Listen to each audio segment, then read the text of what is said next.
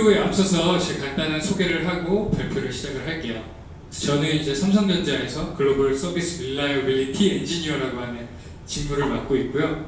원래 입사했을 때는 백엔드 개발을 하는 역할로 이제 입사를 했었고, 삼성페이를 개발을 하다가 개발을 완료하고 이 개발 이후의 단계가 너무 궁금해서 그때 이제 운영팀으로 옮겨서 데브옵스 일을 시작을 하게 됐고요. 삼성페이 일을 하다가 빅스비라고 하는 그 AI, 삼성 AI 서비스를 담당을 했었고, 현재는 이제 올 초부터 이제 SRE 엔지니어로 그 직무를 변경해서 삼성의 빅스비 이후에 삼성 락스라고 하는 B2B 프로젝트를 담당하고 있습니다. 그래서 사실 외부에서 이렇게 발표하는 걸 별로 안 좋아했는데 최근에 좀 운 좋은 기회가 생겨서 AWS 서밋에서 이제 발표를 하게 됐었어요. 그리고 아마 일본에 또 초청을 받아서 그때도 이제 발표를 했었는데, 발표를 해보니까 생각보다 되게 재밌더라고요. 많은 분들을 되게 만나고, 그래서 그 다음번에 어디서 발표를 할까 이렇게 고민하다가 마침 이런 기회가 있어서 신청을 하고 이렇게 발표를 하게 되었습니다. 네, 그래서 오늘 주제는 어드밴스드 테라폼이에요. 그럼 여기서 말하는 어드밴스드가 어떤 의미일까요? 네, 뭐 되게 뭔가 여러 가지 뜻이 있을 수 있는데 아까 첫 발표랑 조금 연장선에 있어요. 그래서 프로덕션 레벨에서 테라폼을 사용하는 방법, 특히 이제 글로벌 서비스, 굉장히 큰 서비스에서 테라폼을 어떻게 제대로 쓸 것인가에 대한 내용을 다루려고 합니다. 네, 그래서 오늘은 먼저 제 테라폼과 관련된 얘기를 먼저 드릴 거고요. 그리고 거기에서 나온 아주 작은 팁들, 그리고 어떻게 워크플로우를 가져갈 것인가, 그리고 아까 잠깐 언급됐긴 했지만 디렉토리라든지 테라폼 자체를 어떻게 디자인할 것인가, 그리고 얘를 뭐 CI/CD 파이프라인에 뭐 여러 가지 방법이 있겠지만 몇 가지를 좀 소개해드리려고 합니다. 네, 그래서 먼저 저 같은 경우에 2017년도 5월달에 빅스비라고 하는 프로젝트에 이제 조인을 하게 돼요. 근데 이 빅스비라는 프로젝트는 되게 재밌는 게 저희가 그 비브랩스라고 하는 회사를 인수를 해요. 근데 이 친구들이 실리콘밸리에서 되게 유명한 친구들인데 애플의 시리를 만들었던 친구들이에요. 그래서 애플 시리를 만들고 애플한테 팔고 한 2, 3년 정도 애플에 있다가 나와서 또 회사를 만들어요. 비브랩스라고 하는. 그리고 삼성에 또 팔아요. 그러니까 메이저급 두 개의 큰 회사에 이제 판 거죠. 그래서 되게 좀 영리하고 되게 뛰어난 그 엔지니어들이 있는 곳이라고 보면 돼요.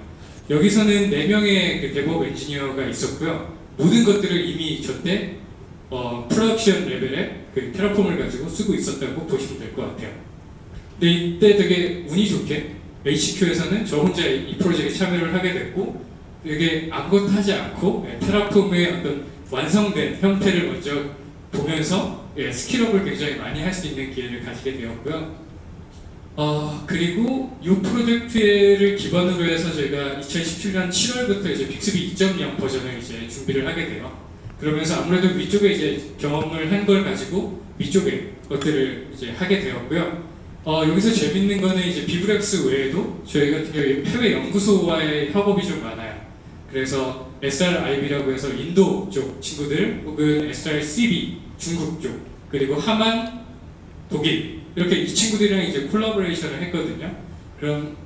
그리고 이제 리즌도, 서비스하는 리즌도 멀티플하게 가져갔고, 그리고 올 초에는 저희가 이제 멀티 클라우드를 좀 셋업을 했었어요. 그래서 AWS랑 GCP 두 가지를 했었는데 이런 것들을 좀 경험했다라고 보시면 될 것 같고, 그리고 올 5월부터 이제 락스라고 하는 프로젝트를 시작을 했고요. 이거 같은 경우에는 이미 뭐 진행을 하고 있었고, SRC라고 해서 이제 캐나다 쪽 친구들이랑 같이 하고 있고요. 그래서 빅스비랑 락스는 약간의 차이가 있는데 그 두 가지에 대해서도 오늘 다룰 예정이에요. 그래서 이게 어떻게 보면 저희의 그 데브옵스 관련된 레파지토리가 기세에 있었는데 굉장히 많은 커밋과 혹은 리뷰 것들을 좀 많이 하면서 테라폼을 굉장히 많이 썼다라고 보시면 될 것 같아요. 그래서 제가 경험한 것들은 다양한 조직들, 그리고 다양한 프로젝트, 그리고 한 프로젝트에 대해서 다양한 어카운트, 그리고 한 어카운트에 대해서도 여러 리진, 그리고 한 리진도 아까 첫 번째 발표자분께서 얘기해 주셨듯이 굉장히 멀티플한 인바이러먼트, 그리고 한 인바이러먼트도 여러 개의 마이크로 서비스로 되어 있고, 혹은 멀티클라우드 그리고 IEM부터 모든 것들을 다 테라폼으로 했다고 보시면 돼요. 그래서 이런 것들을 경험했었다라고 보시면 될 것 같습니다. 그래서 먼저 제일 좀 간단하게 팁을 먼저 몇 가지 드릴 거예요. 보면은 이제 시볼릭 링크를 활용하는 방법인데요. 네, 보시면은 테라폼을 TF로 줄여서 시볼릭 링크를 만드시면 이게 은근히 테라폼 플랜, 테라폼 어플라이를 치는 게 굉장히 힘들어요. 특히 나중에 뭐 뒤쪽에 뭐 다시 타겟이라든지 뭐 이런 걸 붙이기 시작하면 굉장히 힘들거든요. 근데 이제 저렇게 TF를 만들면 T와 F가 되게 붙어 있어요. 그래서 플랜을 하거나 어플라이를 할 때 9글자를 2글자로 굉장히 높이 효율을 만들 수 있는 이것만 가져가셔도 오늘 되게 만족하실 거예요. 그래서 제가 제일 좋아하는 팁 중에 하나고요. 그래서 이거 하나를 먼저 추천드리고 시작을 합니다. 그리고 두 번째는 이제 테라폼 랜드스케이프라고 하는 오픈 소스가 있어요. 얘는 보시면 이제 TF 플랜을 했을 때 뭔가 이제 생성되고 변경되고 뭐 제이슨이 뭔가 변경이 되죠. 알아보기가 너무 힘들어요. 근데 프로덕션에서 뭔가 변경을 했는데 이거를 보고 어플라이를 하기가 굉장히 두려움이 생길 수가 있어요. 근데 이제 테라그란트를 랜드스케이프를 쓰면 오른쪽처럼 이렇게 나와요.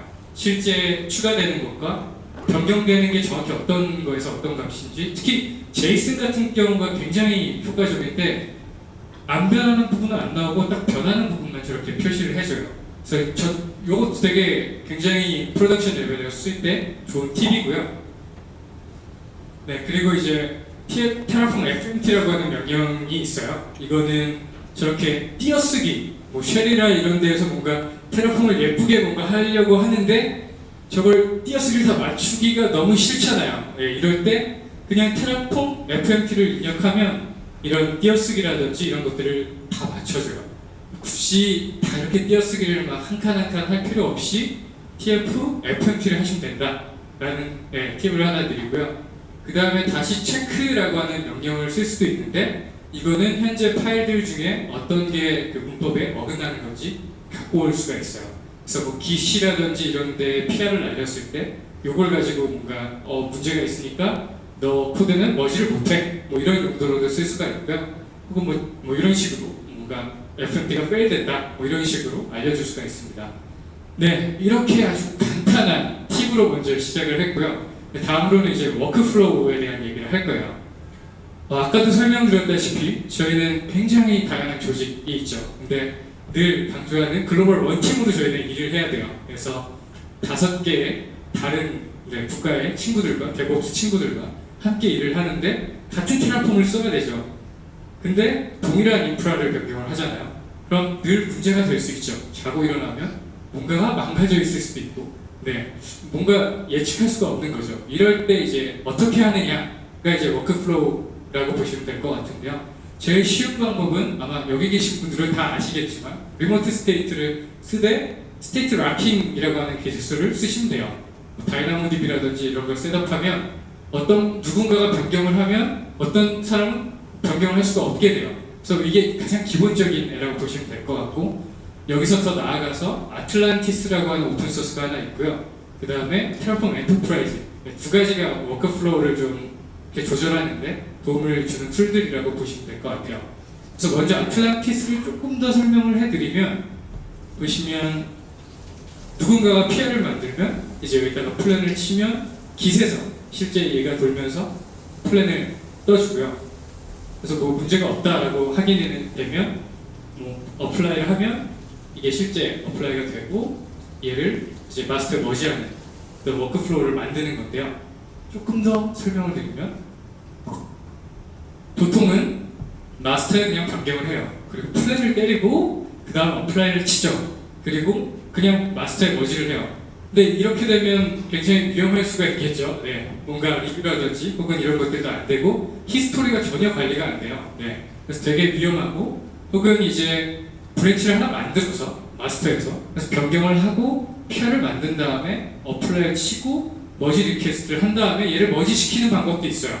근데 이거 같은 경우에도 이게 저쪽에서 플랜을 치는 건 로컬리 하고 실제 또 PR을 만드는 건 또 UI에서 해야 되고 다시 또 어플라이는 또 로컬에서 해야 되고 되게 워크플로우가 굉장히 안 좋아요. 근데 이제 이것 같은 경우에는 플랜이라든지 어플라이를 동일한 환경에서 그냥 할 수 있게끔 만들어주는 애라고 보시면 될 것 같아요. 그리고 한 가지 더 좋은 기능이 있는데 최근에 제가 이제 SRE를 하고 있는데 디벨로퍼가 직접 테라폼을 이제 바꾸게 유도를 할 수가 있어요. 뭐 개발하는 마이크로 서비스가 굉장히 많아지면 그걸 다 일일이 데브옵스가 다 만들어줄 수가 없거든요. 그럴 때는 이렇게 디벨로퍼가 직접 해라라고 하고 디벨로퍼가 이제 그 PR을 알리게 되면 반드시 데브옵스 누군가가 PR을 이제 어프로브를 해줘야만 얘를 뭐지 하고 어플라이를 할 수 있게끔 해주는 이제 그 로직을 가져갈 수가 있다라고 보시면 될 것 같아요. 되게 유용하긴 하고요. 혹은 이제 테라폼 엔터프라이즈를 쓰는 방법이 있어요. 여기서 이제 뭐 UI 단에서도 이제 뭐 여러 가지 기능을 제공해주고 센티넬이라고 하는 팔리시를 좀 이렇게 핸들링하는 뭐 이런 것들이 있는데 이 부분은 최근에 이제 저희도 이제 구입을 해서 조금씩 보고 있고요. 네, 그렇습니다. 그래서 조금 정리를 해보면 일단 사람이 좀 적다, 한 4명 혹은 2-3명 정도면 사실 아틀란티스라든지 이런 걸 갈 필요도 없으세요. 그냥 리모트 스테이트 하고 락킹하고 해서 좀 잘 협의해서 나눠서 쓰면 되고요. 근데 좀 사람이 굉장히 좀 많다, 되게 많은 사람들이 조인해야 된다, 아틀란티스를 쓰시는 게 좋고 거기에 좀 나는 돈까지 있다, 돈이 있어서 뭐 굳이 뭐 이런 거 오픈소스 따위는 굳이 한다 하면은 테라폼 엔터프라이즈를 구매하셔서 하시코프에서 되게 지원을 많이 해주니까 그냥 사서 하시면 돼요. 그래서 이런 방식으로 좀 구분하셔서 맞는 것들을 선택하시면 될 것 같고요. 두 번째로 이제 설명해 드릴 건 어떻게 그러면 워크 디렉토리를 디자인할 것인가. 아까 첫 번째 세션에서도 좀 다뤘는데요. 이걸 좀 이해하려면 아까와 비슷한 TF 모듈, 테라폼 모듈에 대해서 이해를 해야 돼요. 다만 먼저 좀 이야기 드리고 싶은 건 이미 오픈되어 있는 모듈 같은 경우에는 그 안이 누구나 다 이걸 다 커스터마이제이션해서 쓸 수 있게 하기 위해서 너무 불필요한 데이터를 다 해놔요. 모든 조건을 만족시키기 위해서. 그래서 웬만하면 쓰지 않고 직접 만드는, 처음부터. 왜냐면 사실 써보셨으면 아시겠지만 그냥 인스턴스 하나 만드는데 이미 테라폼에서 그냥 하나의 리소스만 갖다 만들어도 되잖아요. 그래서 기본적인 셋을 만드는 게 생각보다 어렵지 않아요. 그래서 직접 만드시는 것을 권장드리고요. 예를 들어볼게요. 뭐 기본적인 베이직 인프라스트럭처, 아까와 비슷한 웰던한 아키텍트를 만든다고 가정하게 되면 인풋과 안에 있는 리소스 그리고 아웃풋 3가지로 나눠서 이제 구분할 수가 있겠죠. 고민을 해보면 이 VPC와 서브넷의 CIDR을 받고 혹은 뭐 DB에 어떤 리진을 만들 거고 어떤 존을 쓸 거냐 이런 정도만 이제 베리애블로 만들어주는 거죠. 그리고 실제 안에서는 그 베리애블을 가지고 리소스들을 만들어주고 그리고 이 리소스들의 어떤 VPC ID라든지 이런 거 참조해야 되는 것들 이런 것들만 잘 정리해서 이제 아웃풋으로 뽑아서 사용을 하시면 돼요. 그래서 이런 식으로 이제 쓰시면 되고요. 뭐 코드를 이렇게 짤 수가 있겠죠. 뭐 베리애블을 왼쪽에 있던 CIDR이라든지 뭐 서브넷에 대한 거, 뭐 리즌 이런 걸 받을 수 있고 리소스들을 쭉 만들고 아웃풋은 이렇게 만든다. 그래서 그냥 만들어 쓰시는 게 정말 속이 편하고 훨씬 좋습니다. 근데 이 모듈도 하이라키하게 디자인을 하실 수가 있어요. 예를 들면 맨 기본적인 레이어로 뭐 인프라스트럭처, 아까 봤던 그런 베이직 인프라스트럭처를 하나의 모듈로 만들고 그리고 뭐 ASG, 보통 ASG 같은 것들을 뭐 서비스 할 때마다 찍어내잖아요. 그래서 그런 것들을 이제 모듈로 만든다든지 혹은 ECS, EBS, 뭐 RDS 이런 식으로 좀 작게 만드실 수가 있어요. 그리고 이거를 한번 감수할 수가 있죠. 뭐 예를 들면 제가 만들어야 되는 게 빌링과 어카운트에 대한 모듈이다 하면 이 AWS ASG를 이용한 모듈을 하나 또 만들 수가 있죠. 그래서 이렇게 만들 수가 있고 이거를 더 뭔가 고도화시키고 싶다 하면 이런 빌링의 프론앤드 백엔드를 한 번에 만들고 싶다 하는 니즈로 이렇게 묶을 수도 있어요. 혹은 여기서 더 하고 싶다면 아예 빌링과 어카운트를 한 번에 만들게 아예 서비스로 모듈화하고 DB를 한 번에 만들게 이 2가지를 한 번에 이렇게 만들 수가 있어요.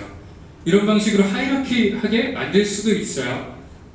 뭐 레벨 1 상태에서 저희가 어떤 저희의 서비스를 하나 딱 만든다 라고 하면은 빌링 DB, 어카운트 DB를 딱 만들면 이 안에 들어있는 뭐 프론트엔드 뭐 이런 것들을 만들 수 있겠죠. 혹은 서비스 DB로 그냥 다 묶여있다. 그러면 서비스 DB만 만들면 그냥 한 환경을 딱 찍어낼 수 있는 상태가 되겠죠. 그래서 이런 식으로 디자인을 할 수가 있는데 굉장히 저렇게 복잡하게 만들면 새 히스토리를 모르는 새 데브옵스 엔지니어가 조인을 하면 마치 저희가 어떤 굉장히 안드로이드 코드를 딥하게 막 디버깅 하듯이 계속 들어가서 봐야 돼요. 그래서 웬만하면은 이렇게 감싸는 것을 절대 추천드리지는 않고요. 뭐 한 요 정도 수준에서 혹은 요 정도까지 딱 그 정도로만 사용하시기를 권장드립니다. 그래서 아까도 앞에서 세션에서 설명해 주셨는데 저렇게 버저닝을 할 수가 있어요. 저희가 만든 모듈은 브랜치라든지 태그를 만들면 예를 들어서 제가 그 브랜치에 변경을 하고 한 환경을 바꾸고 싶을 때 저게 테스트 브랜치를 이렇게 붙여서 해보고 괜찮다 하면 이제 마스터에 머지한다 하고 이걸 바꾼다든지 뭐 그렇게도 할 수가 있고요. 혹은 버전을 아예 저렇게 명시할 수도 있어요. 네, 다음으로 워크 디렉토리에 대한 디자인에 대한 얘기를 할 거예요. 이제 모듈이 대충 어떤 건지 아마 다 아셨을 테고 두 가지 방식이 있어요. 모놀로틱하게 디자인하는 방법과 마이크로 서비스 형태로 디자인하는 방법. 마치 어플리케이션을 디자인하듯이 테라폼도 비슷하게 디자인을 할 수가 있어요. 모놀로틱한 디자인은 아까 앞에 세션에서 설명해 주셨던 뭐 데브라든지 이따가 좀 더 자세하게 할 텐데 프로젝트에 대한 모든 것들 여기다 다 하나로 깃허브에 관리를 하는 거고 뭐 TF 모듈 정도만 이제 빼서 이렇게 두 가지로 관리하는 게 이제 모놀로틱한 레파지토리 디자인이라고 보시면 되고 마이크로 서비스 디자인은 모듈별로 하나씩 레파지토리를 다 쪼개는 방식이에요. 네, 이런 방식이 있는데 먼저 모놀로틱 디자인에 대해서 간단히 설명을 해드릴게요. 아까도 앞서 설명해 주셨듯이 AWS의 어떤 레벨이라고 해야 될까요? IAM 같은 경우에 글로벌리하게 적용하는 거예요. 근데 뭐 EC2라든지 이런 것들은 리즌의 어떤 리소스거든요. 그런 애의 디자인을 잘 따라가야 돼요. 예를 들면 저 내부 스테이징 프로드는 저희가 갖고 있는 어카운트 레벨이고요. 그리고 IAM은 계정마다 갖고 있기 때문에 이 어카운트 레벨 위쪽에 들어가야 돼요. 그리고 저 글로벌리하게 쓰는 뭐 S3라든지 DNS도 마찬가지로 어카운트 레벨로 들어가야 되고요. 혹은 이제 리지너블한 것들은 더 안으로 뎁스로 들어가서 이 안에서 이제 리지널이라든지 VPC 혹은 뭐 ECR 같은 것들은 저기다 이제 생성을 하시면 돼요. 그래서 AWS의 디자인을 잘 따라가야 된다라는 얘기를 드리고 싶고요. 그래서 이런 형태로 할 수가 있고 한 가지 팁을 드리자면 아까 왜 테라그런트를 이용해서 좀 중복을 줄인다고 했잖아요. 제가 맨 처음에 드렸던 팁을 좀 사용하시면 효과가 있는데 심볼릭 링크를 만드셔도 돼요. 예를 들면 하나의 중앙에 하나 뭐를 만들고 나머지 환경에 중복되는 애들은 심볼릭 링크를 다 만들어 놓으면 그 폴더에서 어플라이하면 다 모든 게 한 곳에서만 바꿔도 모든 곳에 이제 변경이 되기 때문에 그렇게 쓰시는 게 되게 도움이 되고요. 특히 글로벌 변수라든지 리지널 변수 같은 경우에는 글로벌리 공통으로 쓰는 애들 그래서 저희다 넣어놓고 모두 다 심볼릭 링크를 걸어놓는다든지 리지널도 마찬가지로 각각 리지널한 애들을 이렇게 쭉 갖고 가게 한다든지 이렇게 디자인을 하실 수가 있어요. 네, 이렇게 하실 수가 있고 또 다른 방식은 이제 마이크로 서비스 디자인의 형태를 가져가는 거예요. 그래서 보시면은 인프라스트럭처만 갖고 있는 GitHub을 가져가는 것. 그래서 뭐 내가 만들어야 되는 게 US2랑 API2 리진이다 하면 두 가지를 갖고 있는 거죠. 그리고 나중에 아웃풋으로 뭐 인프라 VPC라든지 서브넷을 갖고 가게 만들 수가 있고 빌링이나 어카운트에 대한 모듈 정도 이 안에는 뭐 그냥 펼쳐져서 뭐 ASG라든지 이런 것들을 하나씩 갖고 있는 거라고 보시면 될 것 같고 각각의 빌링이라든지 혹은 어카운트 이런 애들을 또 각자 자신이 레파지토리를 갖고 있게 하고 그 안에서 이제 이 값들을 참조해서 서비스와 데이터베이스를 이렇게 만들어주는 구조로 가져갈 수가 있어요. 그래서 이건 마이크로 서비스한 디자인인데요. 이렇게 됐을 때는 테라폼을 이해하는 그 방법이라든지 이런 게 너무 명료해져요. 누구나 다 테라폼을 조금만 해본 사람이 와서 아 그렇구나 여기는 그냥 빌링을 만드는 거네. 그래서 여기에 리모트 스테이트를 가져와서 여기서 만드는 거구나. 이런 것들을 되게 쉽게 디자인할 수가 있어요. 그래서 개인적으로는 저 마이크로 서비스 디자인을 하시는 것을 훨씬 더 추천드려요. 특히 이 모놀로틱 디자인 같은 경우에 두세 명 정도가 막 빠르게 이걸 다 이해하는 사람들이 영원한 팀으로 한 팀으로 가서 다 한다라고 하면 그냥 하나에 하는 게 훨씬 편하겠죠. 여러 법 안 만들고. 근데 대부분은 누군가 추가되거나 혹은 뭔가 사람이 많게 되면 이 복잡성을 이해하는 데만 그래도 굉장히 오래 걸려요. 네. 그 뛰어나다는 그 회사의 친구들도 새 친구가 왔는데 지금 몇 달째 손을 못 대고 있어요. 네. 그만큼 복잡도를 줄이고 이렇게 좀 간단하게 디자인하시는 것을 추천드립니다. 네, 여기까지가 이제 그 디자인 관련된 내용이었고요. 이번에는 이제 CI/CD 파이프라인에 대한 내용을 살짝 다루려고 해요. 여기서는 이제 앤서블을 많이 쓰셔보셨을 텐데 앤서블 풀 방식을 써서 할 거예요. 보통은 이제 푸시 방식을 쓰죠. 인벤토리라든지 혹은 이런 걸 가지고 젠킨스에서 배포할 타겟을 해서 하나씩 배포하는 방식인데 풀은 자기 스스로 인스턴스가 그 앤서블 코드를 갖고 와서 디플로이하는 방식이라고 보시면 될 것 같아요. 그래서 먼저 보시면은 테라폼을 통해서 AWS의 유저 데이터라고 하는 스크립트가 있어요. 그 인스턴스가 처음 만들어지면 실행시키는 스크립트인데 그 안에 앤서블이 돌게끔 만들어놔요. 네, 돌게끔 만들어 놓고 그 앤서블 풀 방식이라고 했는데 크론을 걸어요. 네, 그 스스로 이제 돌고 나서 크론을 걸면 얘가 10분마다 변경 사항이 없는지 앤서블을 계속 이제 체크를 해요. 내가 뭔가 변경을 해놨다.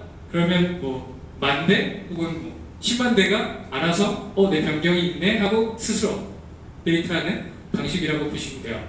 근데 저희 같은 경우에 테라폼만 써가지고 디플로이를 하는 것도 있고요.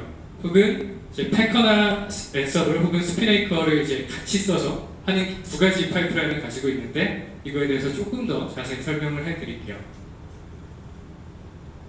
네, 요거 같은 경우에 아까 처음 설명드린 건데 AWS 인스턴스를 생성할 때 태그를 각각 붙여줘요. 여기에 앤서블 롤과 브랜치를 주는 거예요. 근데 아까 빌링과 어카운트가 있었죠. 빌링은 앤서블 롤을 빌링을 가져가고 어카운트는 앤서블 롤에 어카운트를 가져가게끔 그냥 셋업하고 어플라이 한다고 보시면 돼요. 그럼 EC2가 생성되면서 태그에 빌링과 어카운트 각각 자기의 그 태그 값을 가지겠죠. 유저 데이터에서 그 값을 가져와요. 네, 나는 빌링이구나, 나는 어카운트구나 라는 걸 가져온 다음에 앤서블 풀을 돌릴 때 거기에 이제 롤을 넣어줘요. 네, 이 말은 모든 뭐 예를 들어서 굉장히 많은 서비스들이 있는데 거기에 그냥 태그로 쭉 구분해서 어플라이를 치면은 얘네가 알아서 자기의 롤을 찾아가서 스스로 만든다고 보시면 돼요. 이런 방식을 쓸 수가 있고요.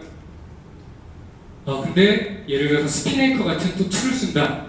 네, 쓸 수가 있어요. 근데 스피네이커 같은 경우에는 자기 스스로 그 ASG라든지 런칭 컨피그레이션을 직접 만들어요. 테라폼이랑 중복이 돼요. 어떻게 보면 LB랑 시큐리티 그룹만 이제 스피네이커가 쓸 수 있는데요. 이런 경우에 이제 스피네이커를 쓰느냐 안 쓰느냐에 대한 태그를 이제 달아놓고 다른 다음에 실제 이걸 쓴다고 하면 LB랑 시큐리티 그룹만 이제 if문을 써서 딱 생성하게 하고 그렇지 않으면 모든 걸 생성하게끔 이제 셋업을 해서 쓰실 수 있어요. 그래서 이런 방식으로 쓰실 수 있다라는 걸 이야기 드리고요. 하나 더 소개드릴 건 이제 블루그린 디플로이를 테라폼으로만 할 수도 있어요. 네, 블루그린 디플로이는 보시다시피 프록시에 올드 버전의 어떤 블루가 연결돼서 이쪽으로 막 흐르고 있다가 내가 신규 버전의 그린을 배포한 다음에 이렇게 전환을 하는 거죠. 이런 방식인데 까나리 디플로이라고 해서 이거는 조금 다르긴 한데 그린이 이제 나오면서 뭐 블루가 80대, 그린은 2대, 4대, 6대 점점 늘려가서 이걸 스위칭하는 거라고 보시면 돼요. 여기서 쓰실 수 있는 게 이제 테라폼의 워크스페이스라고 하는 기능이 있어요. 원래는 ENV라고 하는 기능으로 얘네가 제공했다가 이름을 바꾸긴 했는데 여기서 이제 워크스페이스를 블루와 그린을 만들어줄 수가 있어요. 그리고 나서 여기 보시면 테라폼 워크스페이스 값을 가져올 수가 있어요. 그래서 이쪽에 보시면은 블루일 때 버전 ASG의 뭐 개수 혹은 그린일 때 버전 ASG의 개수 이렇게 셋업을 한 다음에 워크스페이스를 처음에 블루로 해서 디플로이를 해요. 그럼 1.0.1 버전에 3개, 9개가 뭐 배포가 되겠죠. 근데 그 다음번에 배포할 때는 그린으로 이제 바꿔요. 바꾼 다음에 얘를 뭐 10개, 20개로 한 다음에 어플라이를 해요. 그럼 두 개가 섞여 있겠죠? 거기에 이제 다시 또 블루로 바꿔서 얘를 00으로 바꿔서 어플라이를 하는 거예요. 그렇게 이제 스위칭해서 블루를 또 했다가 또 그 다음 디플로이는 이제 거꾸로 한다든지 뭐 그런 식으로 쓰실 수가 있어요. 시간 관계상 자세하게는 더 하진 않을게요. 그래서 궁금하신 게 있으시면 언제든 끝나고 저한테 물어보시면 되는데요. 마지막으로 이제 제가 이야기 드리고 싶은 게 멀티 클라우드 관련된 걸 좀 얘기 드릴 건데 저희 같은 경우 AWS를 쓰다가 일부러 이제 GCP를 썼어요. 근데 이제 그 윗선에서는 이제 우리는 테라폼 코드가 있으니 AWS로 만든 게 있으니 GCP로 그냥 이제 디플로이를 하면 되겠지라고 얘기를 되게 하죠. 우리는 있으니까 테라폼 코드가 인프라로 그러려고 하는 거 아니야? 라고 했는데 안타깝게도 테라폼은 거기에 적혀 있는 게 이제 어떻게 보면 워크플로우 비슷한 워크플로우를 제공한다. 마치 이제 AWS에 이렇게 만든 것처럼 GCP도 똑같이 만들 수 있어. 근데 이 두 가지를 하나로 뭔가 만들 수 있는 방법은 없어. 즉 결국은 두 개를 따로 만들어줘야 돼요. 그게 어떻게 보면 참 이쪽이 힘든 부분인데 근데 최근에는 어떻게 보면은 뭐 테라폼 엔터프라이즈를 보면 멀티 클라우드를 지원한다 뭐 이러면서 얘기를 하긴 해요. 근데 물론 장점은 있어요. AWS에 대한 테라폼을 이미 알기 때문에 GCP에 대한 어떤 그 구조를 이해하지 않고 테라폼으로 만들려고 하면 만들 수가 있어요. 제가 애저도 한번 테스트해봤는데 되게 쉽게 만들 수는 있어요. 근데 문제는 GCP의 철학과 AWS 철학이 실제로 딥하게 보면 완전히 달라요.